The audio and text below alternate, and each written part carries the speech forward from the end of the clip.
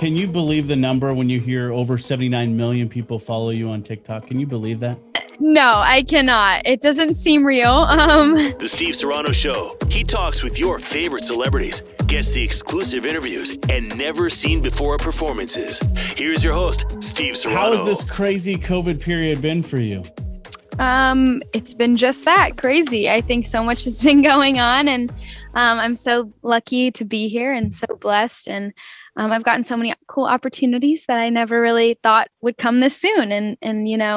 But the pandemic's been a crazy, crazy world too, because I think, it's something that everyone had to experience and go through. And we all didn't know what was going to happen, and we still don't. So it's kind of an interesting thing that happened, and we weren't really expecting it ever.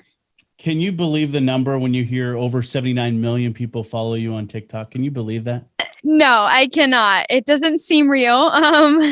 And also, I've never seen that many people in my entire life. So to think that they follow me is also really weird, because I'm pretty sure the most people I've ever seen is maybe 100,000 in person. But just to know that there's also granted, lockdown kind of started once I kind of did start getting those followers. So I never really got to comprehend or understand that.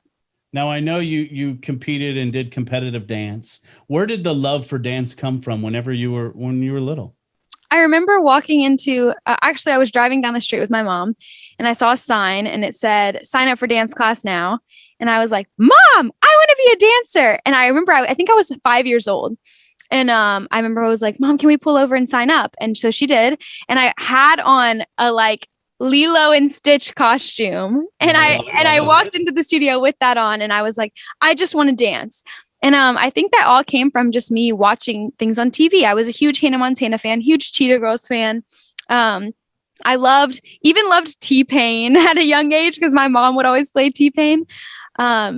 Destiny's Child. I feel like I was really influenced by, that early genre of music, and it was a lot because my mom had always played it. So I would always watch the music videos and dance, and I've kind of always been around it and always loved it.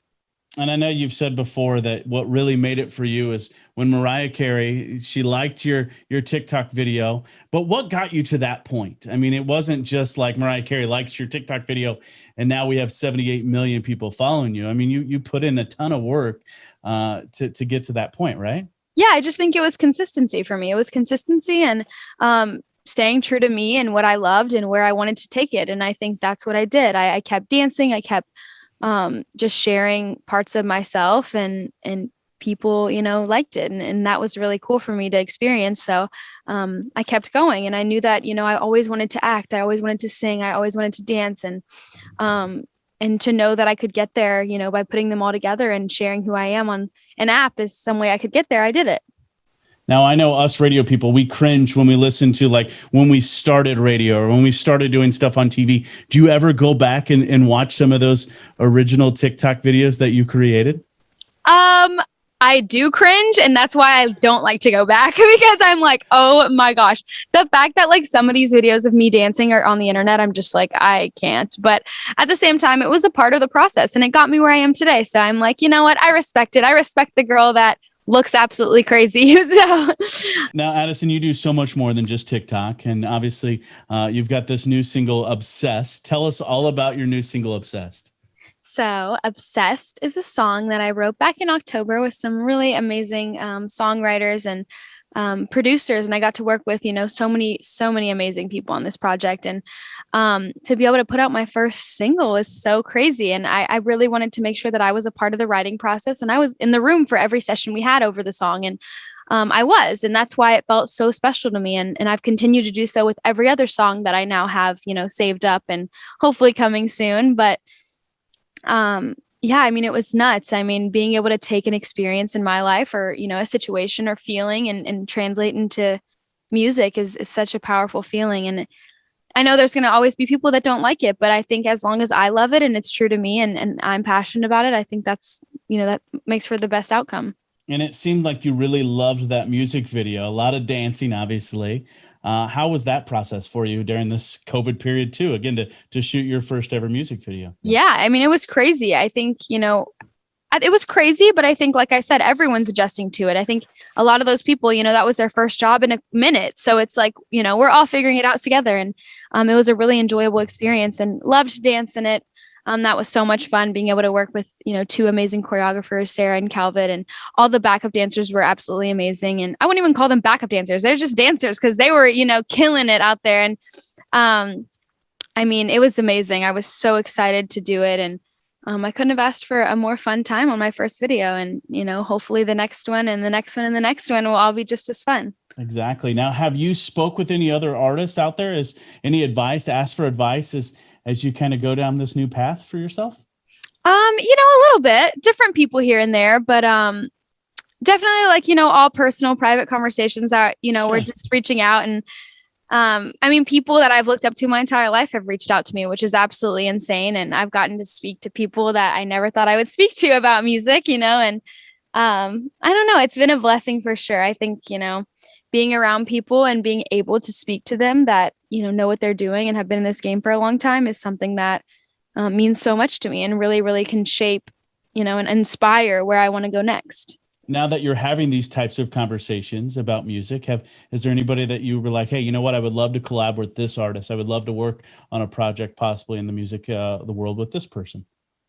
Yeah, I would love to collab with absolutely anybody. I think at this point, it's all about, seeing if it works. I think you can always say you want to collab with someone and maybe it doesn't, feel the same way you thought it would. But I have been working with such amazing people, even just for writing. And I worked with Charlie XCX and she was amazing, to have her in the studio, and someone that's so legendary, especially in her space, is just really cool to have different minds in the room. And I look up to so many people. I got to work with,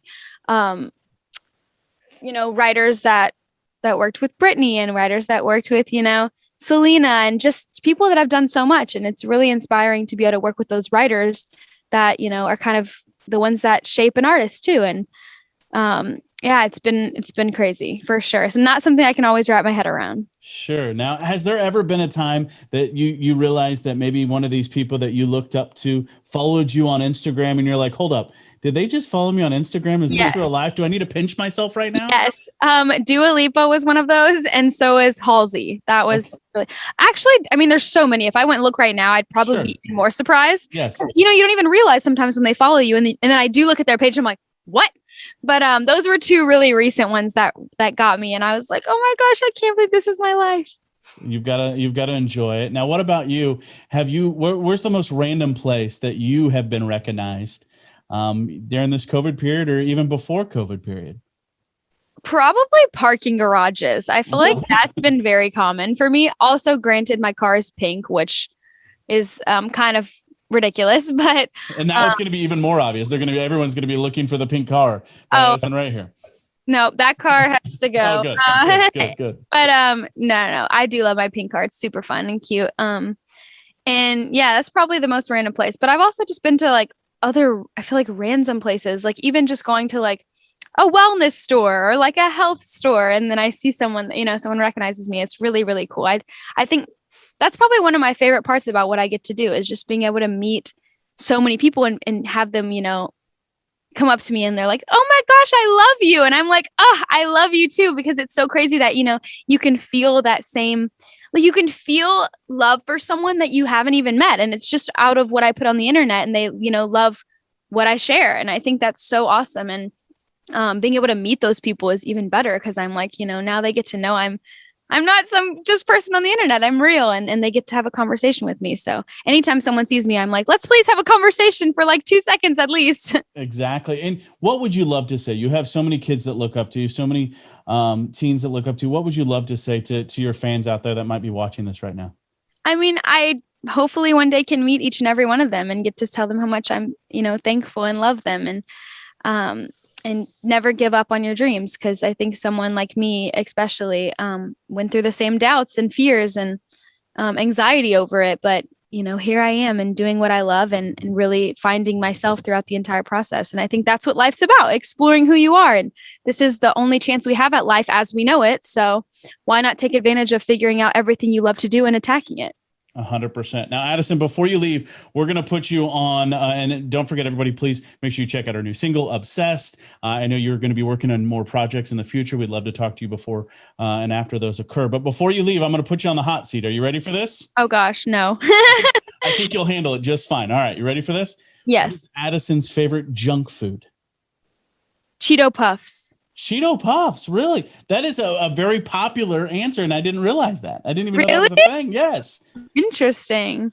Is it white cheddar? Are you the white cheddar? I like the cheddar cheese. Cheddar cheese. Okay. I spoke with Sophia Carson, and her favorite is white cheddar puffs, which that's again, crazy. Had no idea when you compare like the flaming hot one too. The flaming hot ones are good. Oh, okay. See, now we're getting out there. All right. Last thing you do before bed. Ooh, probably check my phone, which That's is not the best, but I have been reading a lot more, so that's a fun fact. I read before I went to bed, but I also checked my phone and set my alarms one last time, but reading might have to start making its way up there. Okay, what time do you set your alarm for? Let me look and tell you. Okay, so I literally have do you have like multiple alarms, like 5:05, 5:06, 5:08? Yep. It's a must. I've only met like 2 people ever that can only do one alarm. Nope. 5:30, 5:55, 6 o'clock, 6:15, 6:30, 6:45, 7, 7:15, like all of them. That's amazing. I love that. All right. What about your favorite ice cream flavor? Favorite ice cream flavor is probably cookies and cream, or Benny Blanco just made this ice cream and it's like brown butter breakup. It's so good. It is so good. And you can't buy it. It's just like he made a batch of them, and I'm like addicted to it right now. But either that or cookies and cream. Okay, there's the 2. All right, what about this? Is Addison more dogs or cats? I am allergic to cats, unfortunately, so dogs. But I do love cats. Love cats, but I am allergic, so I get itchy. Do you have a dog? My family does. We have a French bulldog named Maui. Maui, there it is. Got to give Maui a shout out. All right, what's your favorite spot in LA? To eat? Yes. Favorite spot in LA to eat is probably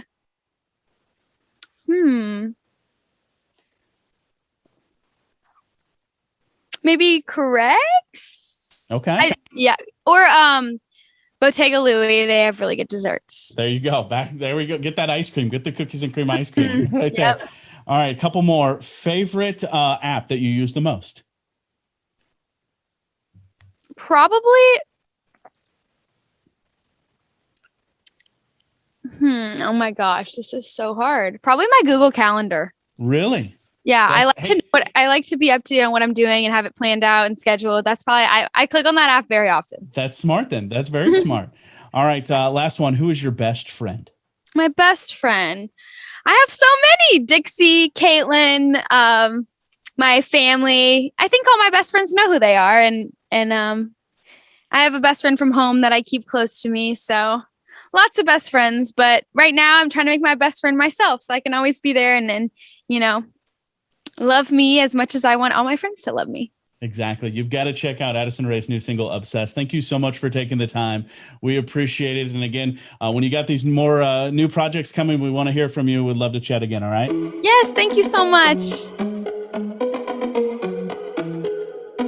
Thank you guys so much for watching our interview today with Addison Rae. It would mean so much to us if you would subscribe, even hit that notification so you can catch more interviews just like this. Thanks so much for watching. We'll catch you next time.